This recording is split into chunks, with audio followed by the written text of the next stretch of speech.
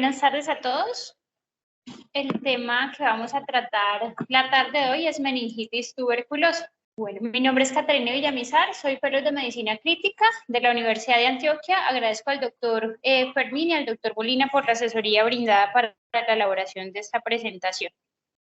Entonces, para contextualizar, la meningitis tuberculosa es una presentación letal y discapacitante de la tuberculosis. Se estima que anualmente se reportan alrededor de 100.000 casos, sin embargo, se considera que hay, entonces se reportan 100.000 casos nuevos cada año, sin embargo, se considera que hay una mayor incidencia que no es diagnosticada porque ya vamos a ver la sensibilidad de las pruebas que tenemos disponibles no es la mejor dado que es una presentación paucivacilar. En pacientes con coinfección con VIH, la mortalidad cuando presentan meningitis tuberculosa es hasta del 50% y la incidencia regional es muy variable de acuerdo también a la incidencia regional de TB en toda la población y de VIH. Acá estamos viendo las tendencias mundiales en relación a las notificaciones por año. Vemos que venían en incremento hasta el año 2020, en donde hubo una caída abrupta que se asocia pues al menor reporte durante la pandemia del COVID. En la región de las Américas ocurrió lo mismo. Aquí estamos mirando la tendencia de la mortalidad. Entonces, en gris aparece la mortalidad total, en azul oscuro la mortalidad en personas VIH negativo y aquí la mortalidad en personas con VIH positivo. La línea punteada nos muestra cuál es la meta del milenio que se trazó la OMS entre 2015 y 2025, perdón, del decenio, que era disminuir en un 75% la mortalidad asociada a tuberculosis. Vemos que en general estamos muy por encima de la meta. La tuberculosis es la 12ª causa de muerte en pacientes con VIH. Y estamos viendo acá cuál es la incidencia estimada a nivel mundial. En Colombia se reportan de 50 a 99 casos por 100.000 habitantes por año. Y importante denotar que nosotros tenemos tuberculosis multidrogoresistente, se reportan alrededor de 1.000 casos anuales. Estas son las estadísticas del Civigila para el año 2022. Se reportaron 15.190 casos de tuberculosis en general y Antioquia es el departamento que más reportó, 2.797, Medellín con 1.785 casos. Esto muestra que hay una alta incidencia regional, pero también se habla de que pues, hay una búsqueda activa de los casos y probablemente tengamos regiones en donde hay personas pues, que no están siendo tratadas.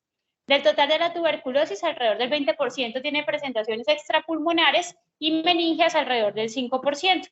Esto es la tasa de tuberculosis extrapulmonar, perdón, los reportes del año de tuberculosis extrapulmonar fueron en total 1.965, 532 en Antioquia, 332 en Medellín para el año 2022. Entonces, ¿qué factores de riesgo tenemos para que una persona tenga meningitis tuberculosa? Que viva en una zona en donde hay una alta incidencia de tuberculosis en general y tuberculosis pulmonar, que esté en los extremos de la vida, entonces tanto los niños como los ancianos hacen mayor diseminación hematógena y que tengan infección por VIH. Entonces, cuando hay infección por VIH, se estima que la tuberculosis es responsable del 50% de la meningitis crónica en esos pacientes con VIH que viven en zonas de alta incidencia de tuberculosis. Entonces, pues vemos que por las características de los pacientes que atiende este hospital, no es infrecuente que veamos esos casos. ¿Listo? Entonces, en relación a la fisiopatología, entonces tenemos acá un capilar sanguíneo, el cerebro, la barrera hematoencefálica. Se considera que puede haber un paso de las micobacterias a través de la barrera. No es claro si de forma directa, pero sí se ha observado que transportadas a través de monocitos y neutrófilos. Entonces, hacen diapédesis, ingresan al tejido cerebral, las células de la glía se contagian con la micobacteria e inicialmente puede generarse una zona inflamatoria contenida por células B y células T que va a generar lo que se conocen como los nódulos de Rich, que eventualmente van a dejar de contener esas micobacterias y van a conllevar a la generación de meningitis. Se puede presentar también otra forma de tuberculoma, que es más en una persona inmunocompetente y que implica la contención de la infección pues, por las células de la respuesta inmune. Que se ha visto que contribuye pues, a la presentación de la tuberculosis. Entonces, hay una gran variabilidad de acuerdo al hospedero. Entonces, se ha visto que hay ciertos polimorfismos genéticos que se asocian a una respuesta disregulada que contribuye a mayor inflamación o formación de tuberculomas, arteritis que puede llevar a infartos o obstrucción del flujo del líquido cefalorraquídeo que conlleva hidrocefalia. Se han medido marcadores de daño neuronal a nivel del líquido cefalorraquídeo y se ha encontrado proteína glial fibrilar, enolasa, y esto es una muestra del proceso inflamatorio que está generando daño tanto en las neuronas como en las células gliales. Se han descrito 7 linajes de Mycobacterium tuberculosis. De ellos, el 2 y el 4 son los más frecuentemente asociados a la tuberculosis meningia, y esos son pues como los polimorfismos genéticos que les mencionaba. El LTA4H se ha asociado con mayor respuesta a alteraciones en este gen, se ha asociado con mayor respuesta al manejo con corticoides. Los toll-like receptors 9, 2, también se asocia pues como con mayor proceso inflamatorio. En relación a TB y VIH, entonces hay más riesgo de diseminación hematógena, tienen mayor mortalidad y además tienen el riesgo de presentar un síndrome de reconstitución inmune. Entonces ya vamos a ver como lo que nos dice la evidencia en relación al inicio de la terapia antirretroviral. La presentación clínica, entonces, es muy variable. Puede ser una tuberculosis meningia que tiene un curso subagudo o crónico con una fase prodrómica inespecífica. Los síntomas usualmente más de 14 días, consistente en cefalea, vómitos, pueden haber unos signos meningios y puede haber compromiso de pares craneales. Los más frecuentes, el 3, el 6 y el 7. Los tuberculomas, como les decía, es una manifestación más del inmunocompetente, es el 10% pues de las tuberculosis cerebrales que en general se nos presentan. Un tercio de los pacientes tienen múltiples tuberculomas, se manifiesta con focalización. Entonces, de acuerdo a la zona del cerebro en donde se forma el tuberculoma, pues se va a presentar la focalización. Puede haber compromiso entonces de la vasculatura y conllevar accidentes cerebrovasculares. Usualmente se compromete la arteria cerebral media y los vasos lenticuloestriados y tálamo perforantes, entonces tienen compromiso pues del tálamo, de los ganglios basales y puede ser bilateral. La radiculomielitis, se dice que hasta el 50% de los pacientes que tienen compromiso cerebral presentan también compromiso en la médula. Entonces debemos buscarlos. ¿Cómo se manifiesta? Entonces, con parestesias, con alteración en la fuerza en las extremidades, disfunción vesical, dolor radicular.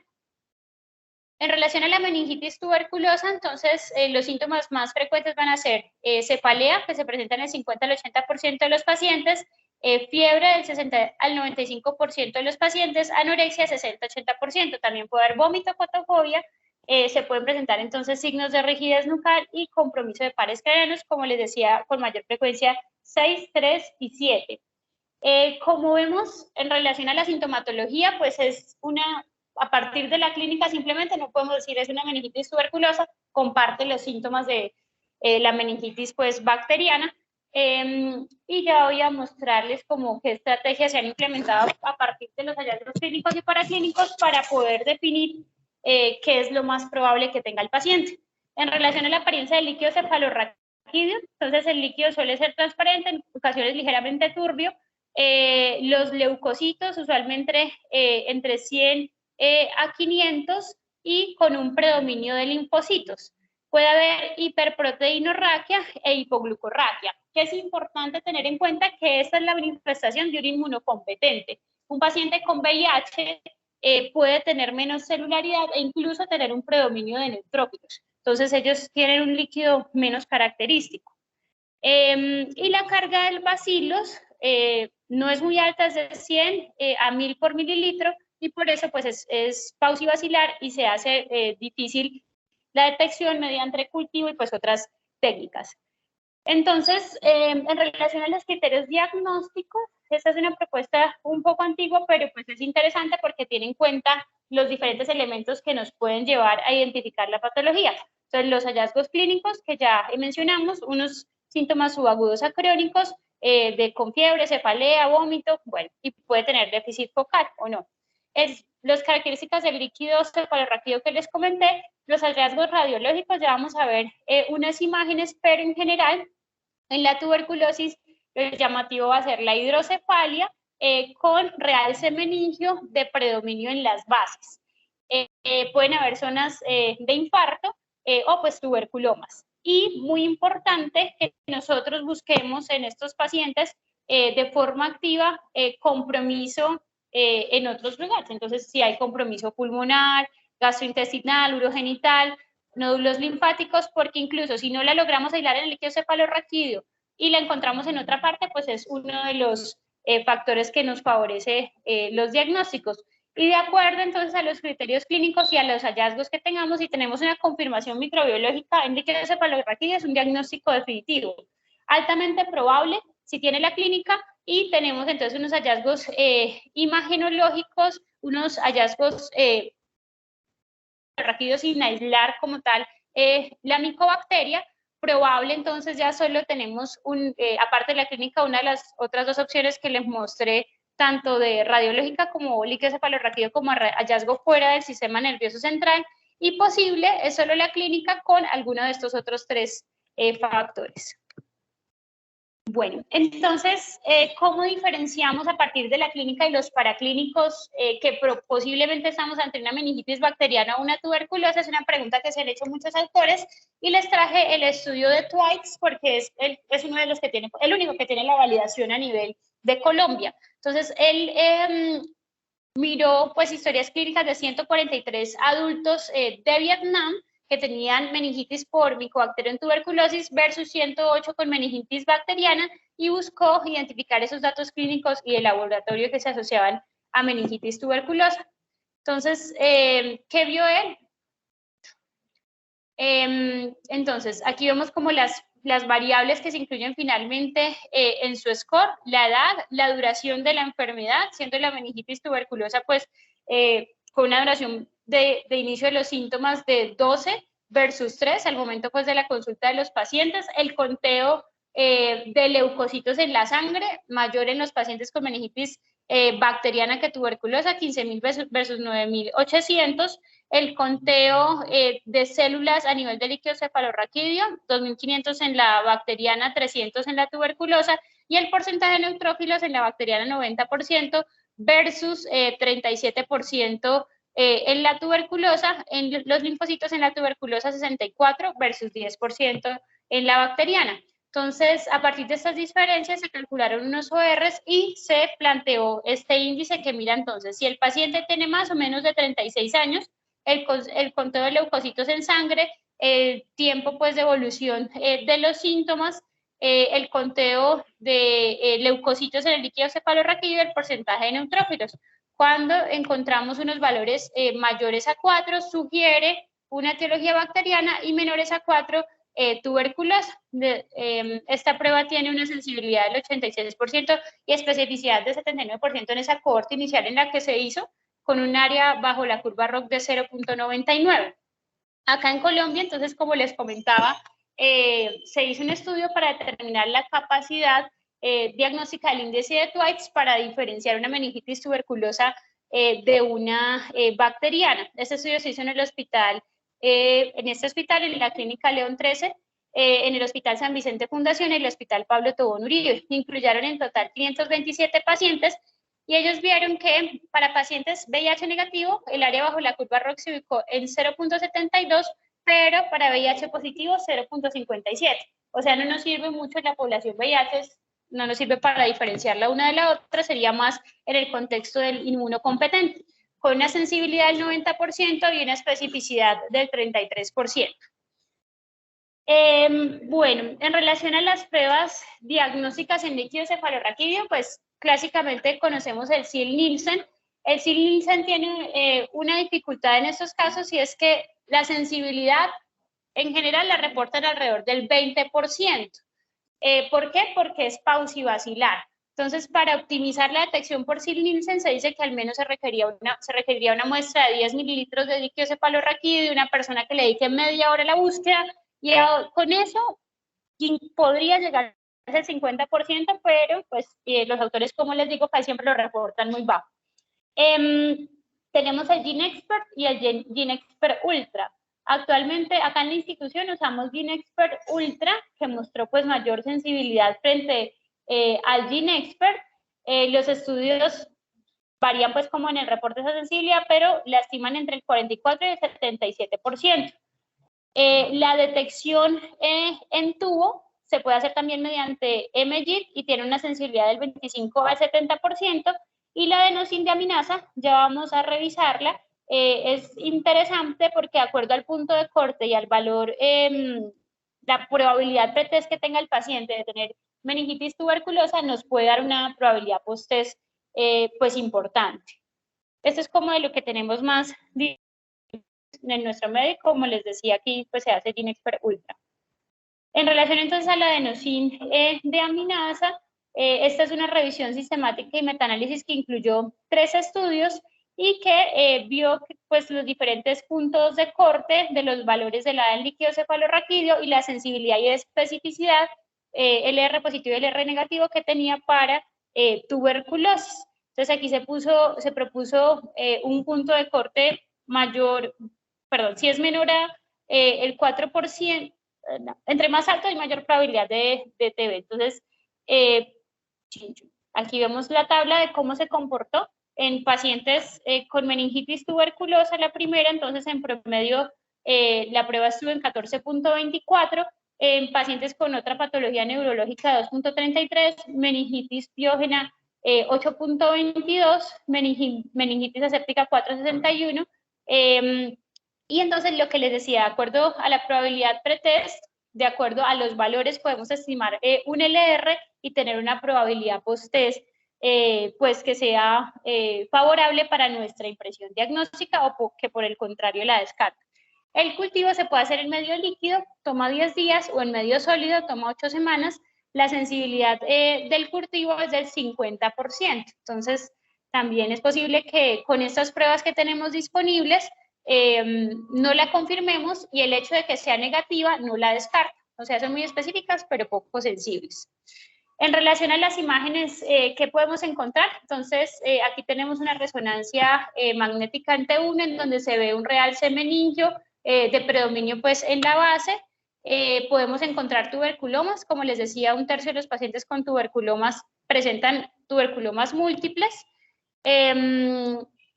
Podemos encontrar hidrocefalia, usualmente es una hidrocefalia comunicante, porque el proceso inflamatorio limita la capacidad de las vellosías subaracnoideas para absorber el líquido cefalorraquídeo, pero un tuberculoma podría generar también una hidrocefalia no comunicante.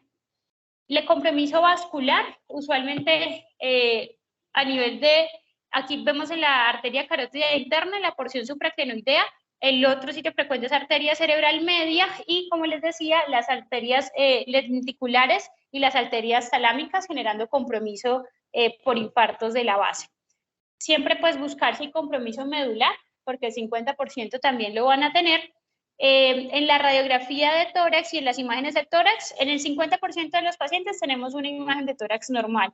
El otro 50% tiene muchas presentaciones distintas, más o menos el 10% tiene una TB miliar. Una TB miliar nos dice que hubo diseminación hematógena y pues es compatible con el diagnóstico de meningitis tuberculosa. Y como les decía, importante buscar la tuberculosis en todo el cuerpo porque nos da oportunidad diagnóstica. Si tenemos de pronto adenomegalias y demás, desde donde se pueden tomar muestras, pues también nos ayuda a encontrarla. Bueno, en relación a la severidad de la presentación, está la escala MRC, lo divide en grado 1, grado 2 y grado 3 de acuerdo al Glasgow en el momento de la presentación. Entonces, grado 1 tiene un Glasgow score de 15, sin signos focales, el grado 2 entre 11 y 14 o 15 con signos focales, y el grado 3 un Glasgow menor a 10. ¿Por qué es importante esto? Porque se ha relacionado con muerte y discapacidad. Y sobre todo, pues bueno, vemos que el pronóstico es bastante malo si tenemos un paciente con MRS3 y VIH. La muerte y la discapacidad severa es hasta del 80%. Entonces, esto nos alerta sobre la importancia de tempranamente captar y empezar el manejo de los pacientes para que no se deje progresar, porque el compromiso podría ser irreversible. Aparte del MRC, hay otros factores que se han asociado con mal pronóstico. Otro de ellos es la resistencia que tenga la micobacteria. Las bacterias multidrogoresistentes se han asociado a mayor mortalidad, los extremos de la vida, el peso bajo, la presencia de hidrocefalia y aumento de la presión intracraneal. Aquí estamos viendo, por ejemplo, la sobrevida de pacientes con tuberculosis multidrogoresistente o resistentes a la rifampicina. Aun cuando se usaran 4 antituberculosos, la mortalidad era mucho mayor que, por ejemplo, los que no tenían aislamientos resistentes o que eran solo resistentes a la isoniazida. ¿Y cómo tratamos entonces la meningitis tuberculosa? Entonces, tenemos recomendaciones de la Organización Mundial de la Salud, de la Sociedad Americana de Tórax, del Ministerio de Salud de Colombia. En general, ¿qué nos dicen? Usar un tratamiento similar a la tuberculosis pulmonar, pero con mayor tiempo de duración. Entonces, el tratamiento usual es tetraconjugado que conocemos, rifampicina, isoniazida, piracinamida y etambutol. Quiero llamarles la atención aquí sobre este dato. La rifampicina, sobre el 10 al 20% cruza la barrera hematoencefálica. Entonces, eso implica que no tengamos probablemente unas concentraciones adecuadas para el objetivo de tratamiento. ¿Qué nos dice la resolución 227 del 2020? Esta es la resolución colombiana, HRZE, por 2 meses, seguido de 12 meses de rifampicina isoniazida, perdón, de 10 meses de rifampicina isoniazida para un total de 12 meses de tratamiento. Y también en la guía en la norma colombiana se sugiere el uso de corticoide por 6 a 8 semanas. Ya vamos a ver que pues el que más usamos es con el esquema que hizo Twice en su estudio. Bueno, entonces, como les decía, la rifampicina tiene una limitación para atravesar la barrera hematoencefálica. Entonces, se ha mirado de qué manera podría favorecerse el ingreso del fármaco al sistema nervioso central. Este fue un estudio fase 2 realizado en Uganda, en donde incluyeron pacientes con meningitis tuberculosa y VIH.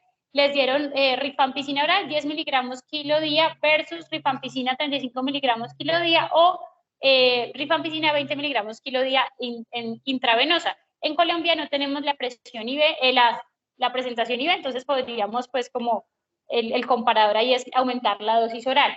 ¿Qué miraron ellos? La concentración sérica del líquido cefalorraquídeo de la rifampicina al día 12 al día 14, el área bajo la curva por encima de la MIC, la concentración máxima, la concentración en líquido cefalorraquídeo y los eventos adversos. Entonces, aquí estamos viendo la máxima concentración sérica.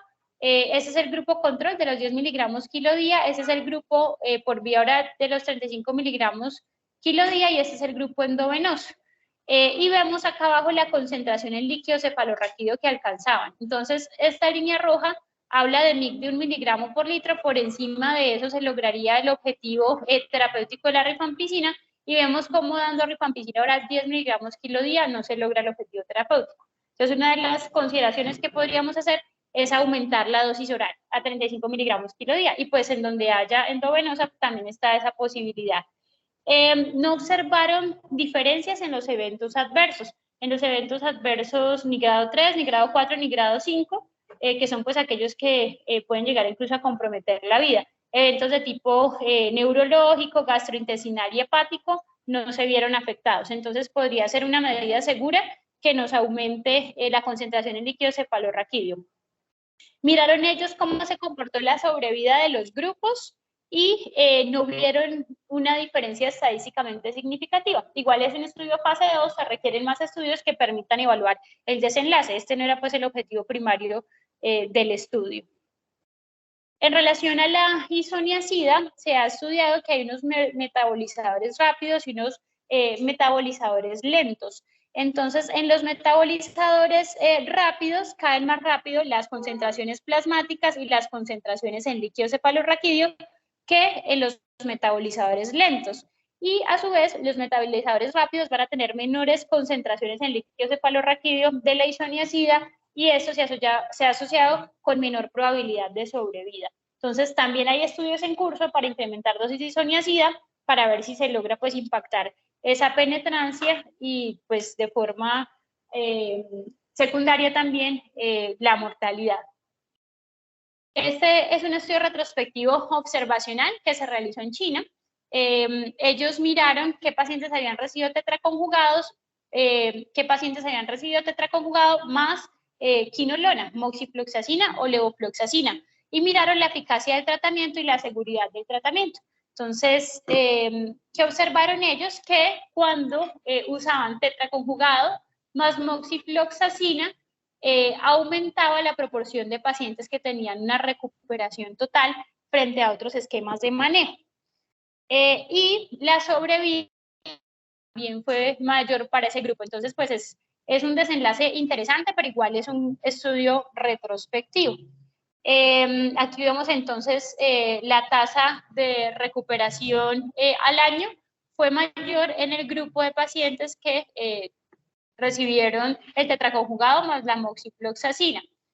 Los que recibieron tetraconjugado más moxi también presentaron pues mayor hepatotoxicidad, pero pues llama la atención este desenlace de la recuperación total. ¿Qué otras opciones tenemos? Entonces está el linezolid. En modelos animales se ha visto que tiene un adecuado paso a través de la barrera hematoencefálica. Este es un estudio de corte retrospectiva que se hizo en pacientes adultos con tuberculosis meningia MRS2 y 3. A 16 le dieron anti-TB con linezolid y a 17 anti-TB sin linezolid. Y se observó que la tasa de recuperación en términos del Glasgow fue mayor en los que recibieron linezolid endovenoso y el tiempo a la efervescencia fue menor también en ese grupo. Entonces, es otra herramienta también interesante que podemos tener a la mano. ¿Qué hacer cuando estamos ante tuberculosis meningia resistente? Si es monoresistente a isoniazida, adicionar una quinolona al tratamiento. Si es monoresistente a rifampicina, se le adiciona también la quinolona y se continúa los otros medicamentos. Pero en general, cuando estamos ante esta situación, lo que se sugiere es que hagamos una interconsulta a un especialista en enfermedades infecciosas para que ayude a orientar el manejo. ¿Qué medicamentos ayudantes tenemos? Entonces están los corticoides. La Organización Mundial de la Salud, en su documento del 2017, sugiere el uso de corticoides, dexametasona o prednisolona, durante 6 a 8 semanas en un esquema donde se vaya desescalando la dosis. Y que sustenta pues como la idea de usar corticoides que disminuirían la inflamación y la lesión tisular, llevando pues a menos muerte neuronal y de las células gliales.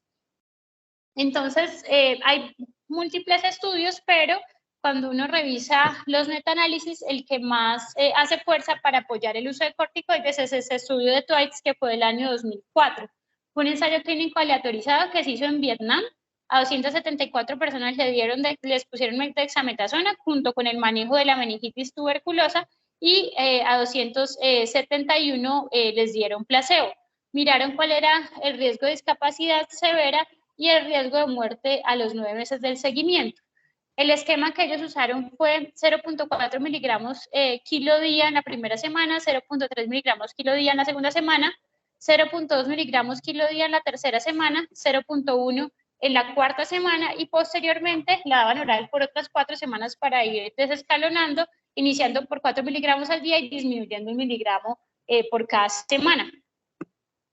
¿Y qué vieron ellos? Entonces que en el grupo de dexametasona la mortalidad fue del 31% frente a 41% en el grupo placebo, generando pues una disminución de la mortalidad con un RR 0.69 y una P pues que fue estadísticamente significativa. Y esto fue marcado para el grupo MRS1. No se vio esa diferencia en MRS2 y MRS3. Lo otro es que cuando se subdividía por grupo de VIH, se veía que este efecto era significativo en el grupo VIH negativo. Y en el positivo, pues no hubo una diferencia estadísticamente significativa, 61 versus 68%. Entonces, hasta aquí vamos, que los corticoides disminuyen mortalidad en paciente VIH negativo con un grado 1. El desenlace conjunto de muerte más discapacidad severa no mostró diferencia, no hubo una diferencia estadísticamente significativa. Y aquí estamos viendo cómo se comportó la sobrevida de todos los pacientes y de los pacientes no infectados con VIH, que mejoró, pero en los de VIH sí no hubo diferencia. Tenemos este metaanálisis de Cochrane del año 2016. Ellos integran pues diferentes estudios y encuentran que disminuye los corticoides la mortalidad con un RR de 0.75, un intervalo que no atraviesa la unidad, y dicen que la calidad de la evidencia es alta. En relación a déficit neurológico, el intervalo de confianza atraviesa la unidad y la calidad de la evidencia es baja, pero pues el uso se sustenta sobre todo en el impacto en la mortalidad. Aquí estamos viendo una revisión sistemática y quería mostrarles esto porque es el estudio de Twites el que jala el desenlace. Los otros estudios pues sí ya pues atravesaban la unidad. ¿Y qué tenemos de nuevo? Entonces este año se publicó en octubre este ensayo clínico aleatorizado doble ciego que se hizo en pacientes VIH positivos. Se les dio dexametasona por 6 a 8 semanas a 263 pacientes, 257 fueron el control, y miraron cómo fue la mortalidad por cualquier causa 12 meses después de la aleatorización, que encontraron que no hubo una diferencia estadísticamente significativa. Y cuando dividían de acuerdo a la clasificación MRC, de acuerdo a si el diagnóstico era definitivo, probable o posible, de acuerdo al genotipo LTA4H, la resistencia a los antituberculosos, el recuento de CD4, no encontraron diferencias. Entonces, en cierta medida, ya habíamos visto en el estudio de Twites que los pacientes VIH negativo no les impactaba la mortalidad, y VIH positivo. Y este estudio nos muestra algo similar en ese subgrupo. ¿Qué otras herramientas ayudantes para el manejo tenemos? Se ha estudiado la aspirina, sobre todo pues en este grupo de pacientes que hacen compromiso vascular arterial y que hacen infartos. Este fue un ensayo clínico aleatorizado que se hizo en Vietnam, en adultos con TB meningia, y se les administró ASA 81 miligramos día versus ASA 1000 miligramos día versus placebo. Se evaluaron desenlaces de seguridad, sangrado gastrointestinal, sangrado cerebral, y el efecto se evaluó como nuevo infarto cerebral confirmado por resonancia magnética. Ellos no encontraron diferencias en los desenlaces primarios de seguridad en relación al sangrado gastrointestinal o sangrado cerebral. Tampoco encontraron diferencias en nuevas zonas de infarto por imágenes, pues diferencias que fuesen estadísticamente significativas. Cuando clasificaron el grupo por definitivo versus probable posible, vieron que los pacientes con TB meningia definitiva que recibieron aspirina sí tuvieron menos infartos detectados por resonancia. Entonces, pues es un desenlace también llamativo, sin aumentarles el sangrado. En el grupo de aspirina 81 miligramos, los nuevos infartos ocurrieron en el 14%, el grupo de aspirina de 1000 miligramos en el 10% y en el placebo en el 34%. ¿Qué otras cosas se han estudiado? Talidomía, infliximab, anakinra. Talidomía e infliximab son antagonistas del factor de necrosis tumoral. Se han usado en casos de respuesta paradójica al manejo, son más series de casos, reportes de casos, porque sabemos igual que la alteración en la función del factor de necrosis tumoral podría llevar a una mayor diseminación de la TB, entonces es más como estudios específicos. Bueno, ¿cuándo se inicia el manejo antirretroviral? Entonces este es un ensayo clínico aleatorizado que evalúa el inicio inmediato de la terapia antirretroviral en pacientes con TB meningia versus iniciarla 2 meses después de iniciar pues, el manejo antituberculoso. Evaluaron la mortalidad 9 meses y los eventos adversos. ¿Qué vieron ellos? Qué pena, ya.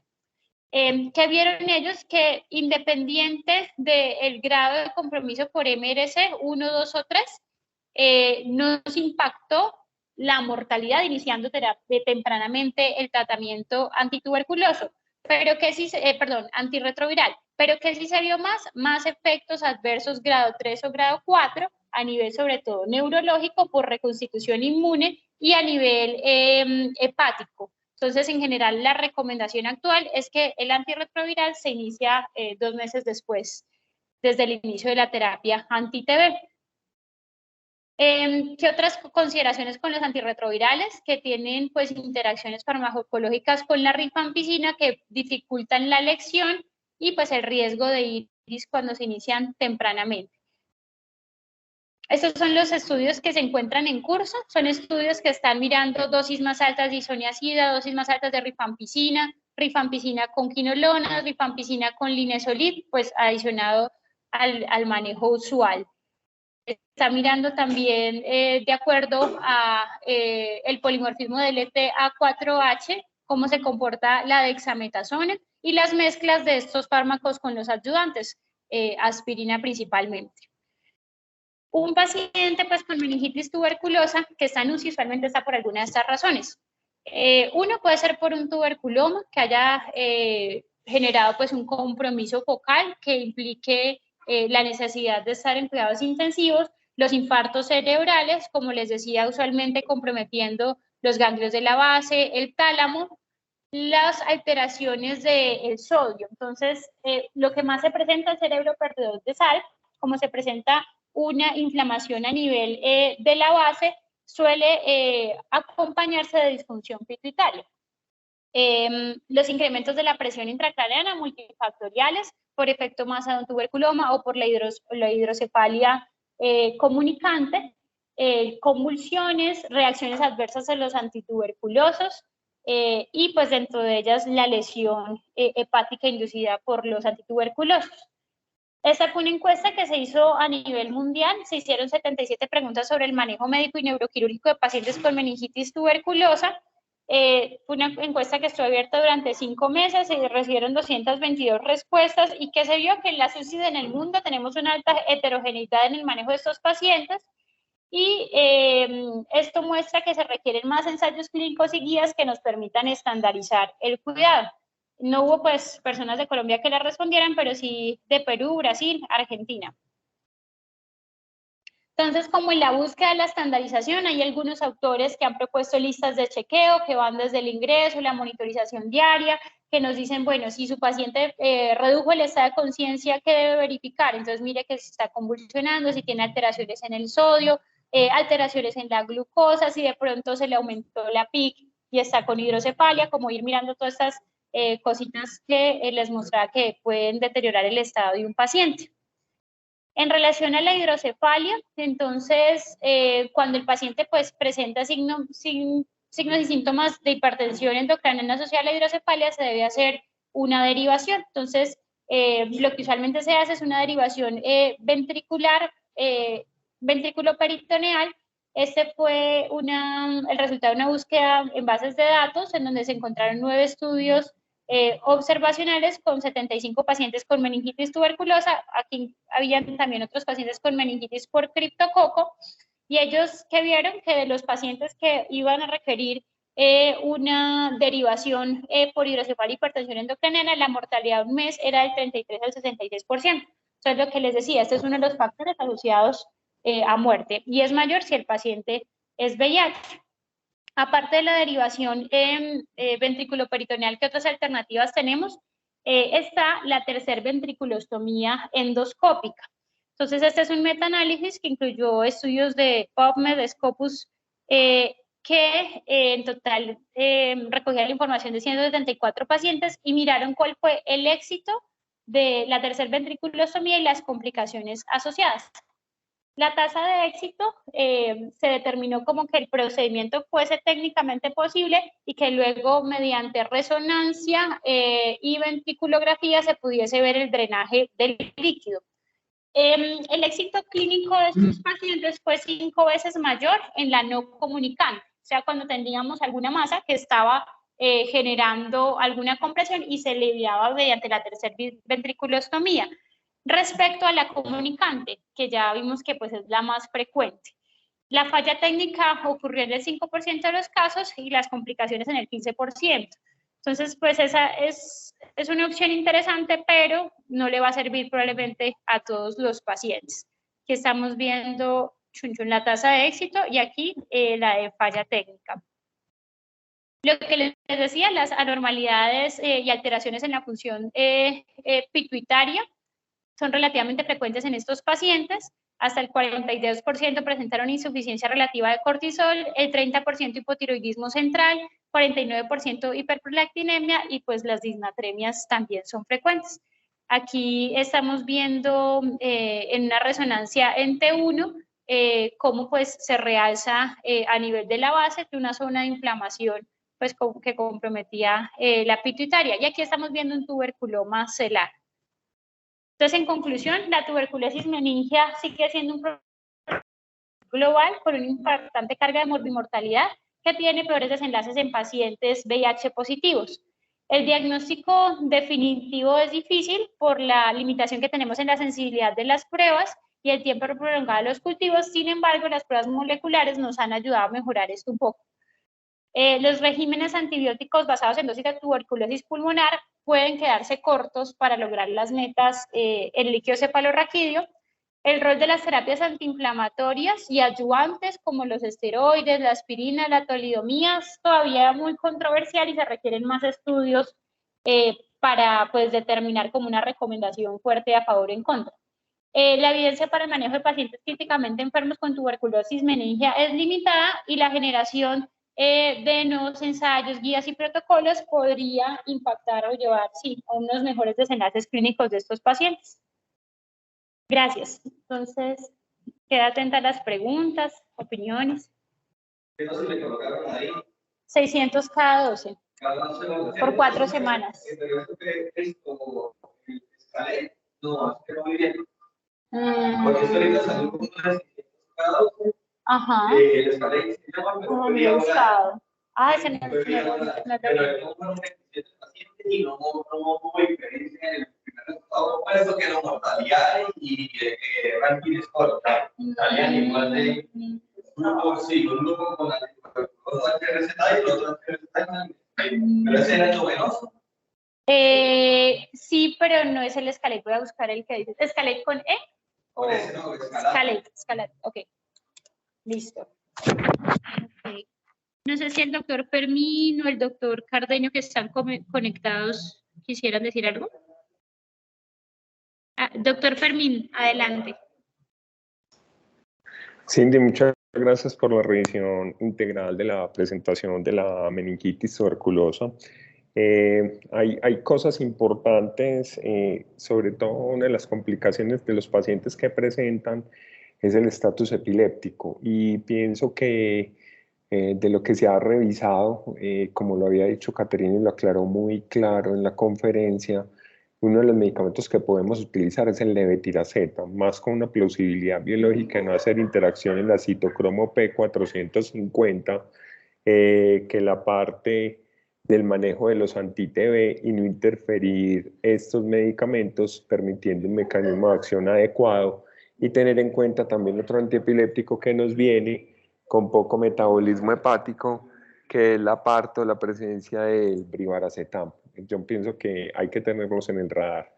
Lo segundo importante en la monitorización de presión intracraneana, definitivamente el Doppler de vaina del nervio óptico en los pacientes en coma. No hay estudios dirigidos en meningitis tuberculosa, pero pienso que es una herramienta que podemos utilizar en la valoración del paciente en coma y en ventilación.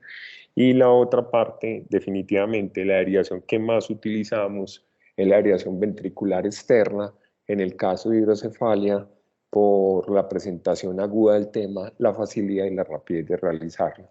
A mí me gustaría como uno de los invitados que está el doctor Juan Carlos Arango, que fue uno de los que permitió la parte de la validación del índice de TWICE en Colombia, que pienso que es una herramienta válida, que pienso que es uno de los principales focos para la impresión diagnóstica, que si damos el diagnóstico y tratamos rápido, cambiamos desenlaces en morbimortalidad. Yo sí estoy acá, Fermín, y muchas gracias por la situación. Yo, Catherine, tal vez, aparte de lo que acabo de decir, Fermín, yo te diría una pregunta. ¿Qué revisaste y qué podemos hacer en Colombia con meningitis tuberculosas en pacientes intubados donde la terapia TETRA-H normal ortodoxa tuviera alguna implicación en su proceso de absorción? Profe, pues como alternativas tiene uno complementar el tratamiento con linezolid endovenoso y moxifloxacina, buscando usar, y pues la rifampicina, aumentarle la dosis oral porque no tenemos la presentación endovenosa. Sí, esa parte es importantísima y en las rotaciones de infectología muchas veces nos solicitan tener en consideración de utilizar medicamento oral, pero de hecho en estos días tuvimos en el Instituto Neurológico un paciente con esas mismas características. Hicimos el trabajo de campo buscando rifampicina oral, que antes la proporcionaba la Secretaría de Salud Municipal y definitivamente no existe, no está la disponibilidad. Entonces, eso que acabaste de decir probablemente es una muy buena alternativa en el contexto de Moxi o la parte del linezolid. Queda uno siempre angustiado porque el tetraconjugado por sonda nasogástrica no da, y mucho menos para meningitis, tuberculosis meningia. Como tú mismo lo explicaste, las dosis inclusive pueden volverse subterapéuticas cuando lo está dando uno el tetraconjugado normal. Sí, doctor Cardeño, adelante. Gracias. Lamentablemente tuve una reunión que se alargó más de lo que esperaba y no pude estar en toda tu presentación, pero quisiera comentar específicamente el aspecto que menciona el doctor, y es el tratamiento en el paciente críticamente enfermo que no tiene vía oral disponible, ¿sí? Y ahí hay una discusión muy amplia y probablemente la verdad no está del todo establecida. Pero sí hay, digamos, unos principios desde lo básico que sugieren que probablemente el tetraconjugado macerado por la sonda nasogástrica en el escenario complejo, como es una T de meningia, podría ser insuficiente, ¿sí? Sin embargo, si bien se ha demostrado que los niveles se disminuyen, especialmente de rifampicina y de isoniazida, no hay un trabajo que consistentemente haya demostrado que hay diferencias en los desenlaces clínicos gruesos o en mortalidad. Pero muchos de nosotros sí estamos convencidos que probablemente ha sido falta de estudios, digamos, completos y con un mejor diseño, y lo que muestran por lo menos los trabajos observacionales sí es que probablemente la intensificación de la terapia, y la intensificación de la terapia va a ir de la mano de dosis altas, como bien señalaste, de rifampicina, ¿sí? No la dosis convencional que es de 10 miligramos kilo, sino subir a 15, 20, incluso hay trabajos con dosis aún más altas. Acompañar medicamentos con una buena penetración al sistema nervioso central y una excelente actividad antituberculosa como el linezolid y moxifloxacina. Y particularmente, digamos, esa es una conducta muy de nosotros, el grupo de infectología de acá de la institución, que estamos muy convencidos de que probablemente el tratamiento haya que intensificar. Pero también hay otras escuelas que siguen dando tratamiento, digamos, convencional, pero el efecto, digamos, farmacocinético de la disminución de la absorción, sí creemos que en un escenario retador como es la T de meningia, sí pueda llevar a que probablemente sea mejor intensificar el tratamiento. Y una de las cosas que hemos querido hacer desde el grupo, y muy bueno tener en cuenta que hay colegas de otras instituciones, es intentar homogenizar un poco el tema de las intensificaciones del tratamiento y mirar cómo le va a esos pacientes. En relación a la rifampicina, aquí en la institución tenemos una gran ventaja, y es que la farmacia nos prepara jarabe de rifampicina, que tiene unos trabajos donde la absorción no se afecta tanto por la sonda nasogástrica, porque la cápsula como tal, al ser una cápsula gelatinosa blanda, no se puede dar solita por la sonda porque se va a adherir y la absorción es pésima. Pero acá sí, a partir de la cápsula nos preparan jarabe. Pero tenemos justo el problema que destaca el doctor. Hay desabastecimiento de rifampicina, entonces a veces tenemos unos poquitos, a veces no, y en la mayoría de las instituciones ciertamente no hay. Hay un proceso de registro ante el INVIMA de la rifampicina intravenosa. Eso lo viene adelantando una compañía que viene intentando hace un par de años traer rifampicina intravenosa y yo creería que probablemente el esquema en estos pacientes podría ir rifampicina venosa, linezolid, moxifloxacina, y ya habría una discusión si de pronto usar dosis altas de isoniazid. ¿Sí? Eso es lo que quería comentar al respecto de la terapia. Muchas gracias. Gracias, profe. Aquí hay una pregunta. Yo tenía dos preguntas. La primera era sobre el uso de talidomida, pues dado los antecedentes y por qué se había retirado la talidomida del mercado. Y lo segundo era sobre el manejo en estos pacientes que están en intubación orotraqueal, que generalmente es muy difícil que le coloquen un PIC.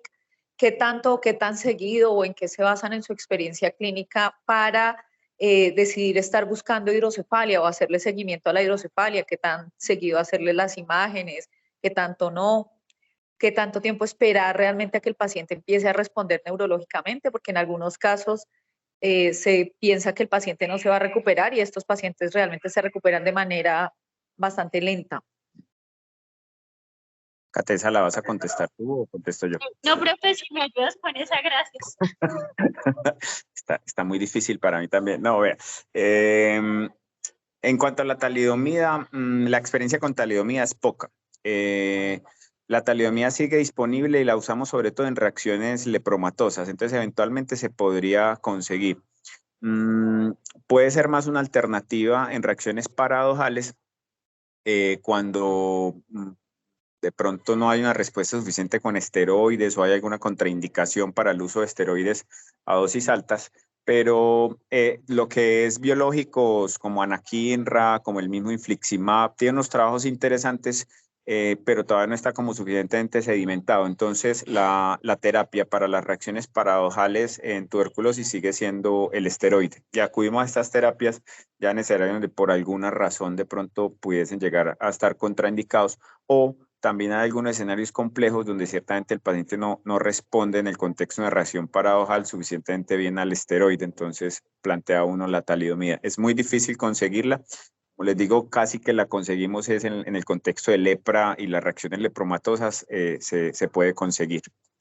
En relación al tema del seguimiento para la hidrocefalia y la respuesta al tratamiento, esa es una de las principales cosas que nosotros hemos empezado a ver con estos esquemas que planteamos intensificados. Usualmente los pacientes de tuberculosis meningia tienen una respuesta más bien lenta en la mejoría clínica, pero lo que nosotros hemos visto es que cuando se intensifica la terapia desde el principio, la impresión que nos da es que el paciente mejora rápidamente, sobre todo los que tienen un estadio 1, máximo estadio 2.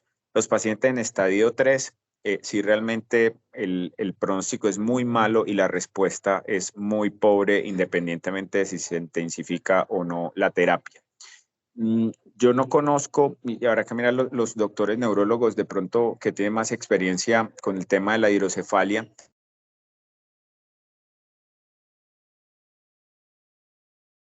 Caterina, si quieres, yo te ayudo con esa respuesta, tú me dices. Sí, señor.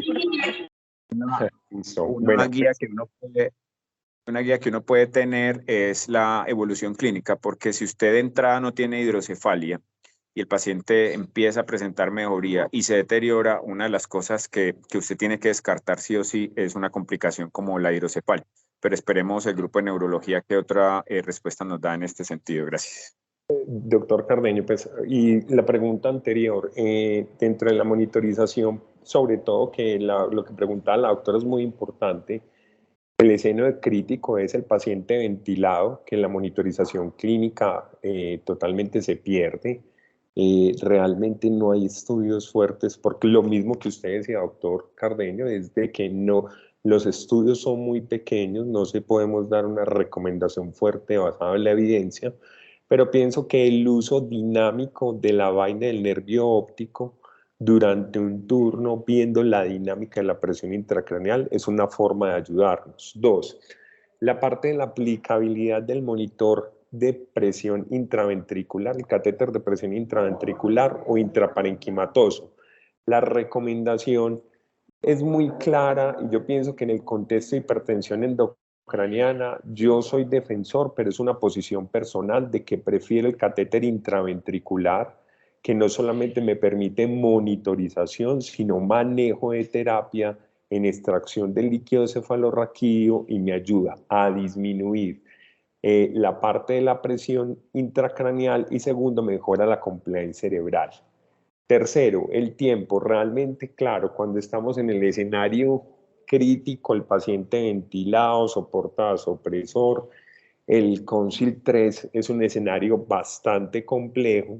El tratamiento de estos pacientes, como lo decía la doctora Leaul, muy lenta, pero yo pienso que ahí es donde el daño de prevención secundaria, bajo el manejo adecuado de la ventilación, permitiendo una adecuada oxigenación, permitiendo una adecuada reactividad vascular, un manejo fino de la PCO2, manteniendo adecuada presión arterial media un poco más alta para mantener presión de perfusión cerebral y manejando bien la anatremia, sin dudar lo que dice el doctor Cardeño, teniendo una muy buena parte de la quimioterapia, de la parte del tratamiento anti-TB, pienso que podríamos tener mejores resultados.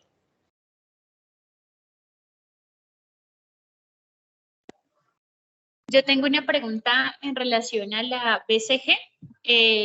La vacunación con BCG disminuye la incidencia de tuberculosis extrapulmonar en niños, pero mirando una revisión sistemática se ha visto que en países en donde están poco expuestos a tuberculosis, el efecto es como por 5 años y en donde se exponen es por 10 años.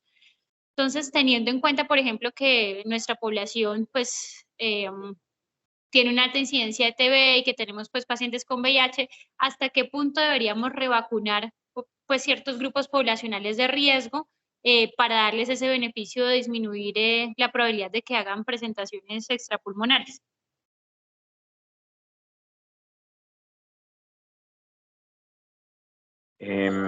Lo que pasa, Cata, es que ahí lo primero que habría que mirar es el diseño de esos trabajos, porque muchas veces lo que se mide en estos trabajos es la reacción tuberculínica como una medición del efecto de la vacuna. Y ciertamente la reacción tuberculínica asociada a la vacuna se pierde en el tiempo.